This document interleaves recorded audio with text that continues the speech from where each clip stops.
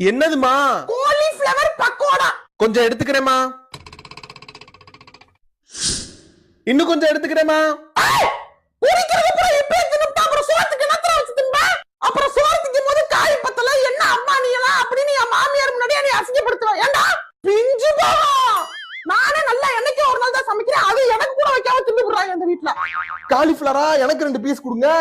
இந்த வந்துட்டாரு இந்த வீட்டோட பெரிய லங்கோட லபக்கு. வாங்க சார் வாங்க. என்ன காலிஃபிளவரா? இந்தாங்க 4 கிலோ வாங்கி கொடுத்துருக்கீங்களா உங்க சம்பள காசுல?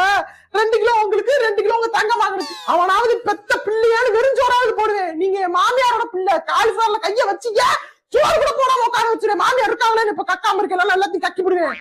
பேசாம கையில நல்லா நெஞ்சுக்கு ஏத்தி கட்டிட்டு அப்படி குத்த வச்சு உட்காருங்க. கிச்சன் பக்கத்துல வரக்கூடாதாமா. ஹலோ.